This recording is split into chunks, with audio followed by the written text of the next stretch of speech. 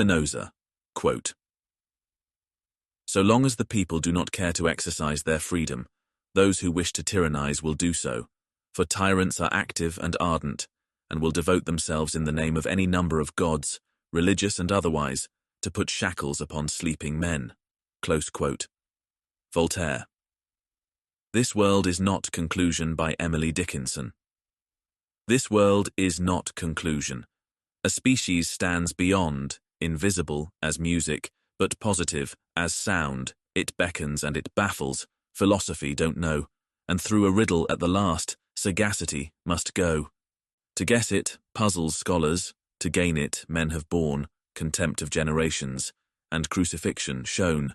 Faith slips, and laughs and rallies, blushes if any see, plucks at a twig of evidence, and asks a vain the way, much gesture, from the pulpit, strong hallelujahs roll. Narcotics cannot still the tooth that nibbles at the soul. Baruch Spinoza, a 17th-century Dutch philosopher, is best known for his contributions to rationalism and ethics, but his political philosophy is also profound and influential. His ideas on the nature of government, freedom, and the role of religion in the state are articulated primarily in his works Theologico-Political Treatise and Political Treatise. Spinoza's conception of God is pantheistic. He identified God with nature, proposing that God is not a personal anthropomorphic being but the infinite, eternal, and necessary substance that constitutes the essence of the universe. For Spinoza, God and nature are two names for the same reality, expressed famously in his phrase, Deus sive Natura, God or nature. In Spinoza's view, God is immanent in all things, meaning that everything that exists is a part of God and nothing exists outside of God. This stands in contrast to the traditional theistic view of God as a transcendent being who exists independently of the world. Spinoza asserted that all of reality is a manifestation of God's attributes. Spinoza rejected the notion of miracles and divine intervention in the natural order. He argued that the laws of nature are immutable and that what we perceive as miracles are simply events that we do not yet fully understand. For Spinoza, God operates through the consistent, rational order of nature, not through supernatural acts. Spinoza was critical of organized religion and its use of superstition to control and manipulate people. He believed that religious institutions often propagate false beliefs and rituals that obscure the true nature of God and reality.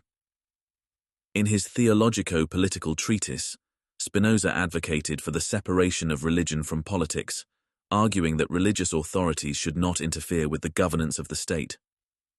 Spinoza's ethical philosophy is deeply intertwined with his view of God. He believed that understanding God, or nature, leads to the highest form of knowledge and ethical living. For Spinoza, living in accordance with reason and understanding the natural order leads to a life of virtue and blessedness, which he equated with intellectual love of God, amor Dei intellectualis. One of Spinoza's well-known quotes from Ethics states, "The more we understand individual things, the more we understand God." This encapsulates his belief that true knowledge of the world leads to a deeper understanding of the divine.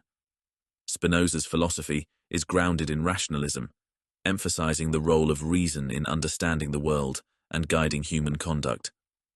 He believed in natural law, which posits that the laws of nature dictate the conditions for human existence and societal organization. According to Spinoza, human beings are part of nature, and their actions are determined by natural causes, which must be understood through reason. Spinoza argued that the state arises from a social contract in which individuals collectively agree to surrender some of their natural rights to a sovereign authority to ensure peace and security. He believed that the primary purpose of the state is to preserve the freedom and well-being of its citizens. Unlike Hobbes, who advocated for absolute sovereignty, Spinoza supported a more democratic and participatory form of government. For Spinoza, true freedom is the ability to live according to reason. He saw democracy as the most natural and rational form of government because it allows individuals to participate in the creation of laws to which they are subject.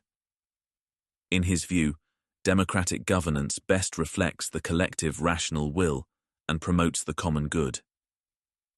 Spinoza's political philosophy influenced Enlightenment thinkers and the development of modern democratic theory. His emphasis on rationalism, freedom, and the separation of church and state helped lay the groundwork for later philosophical and political developments. His ideas on democracy and the nature of the state continue to resonate in contemporary discussions on governance and civil liberties. Spinoza's writings are full of insightful observations. For instance, he wrote in Theologico-Political Treatise, "The highest aim of government is not to rule, nor to restrain by fear, nor to exact obedience, but, contrariwise, to free every man from fear, that he may live in all possible security." In conclusion, Spinoza's political philosophy, grounded in rationalism and natural law, advocates for a democratic state that ensures freedom and well-being for its citizens. His ideas on the role of the state, the importance of reason, and the separation of religion from politics have had a lasting impact on political thought. Spinoza's vision of a rational and free society continues to inspire and challenge contemporary discussions on democracy and governance.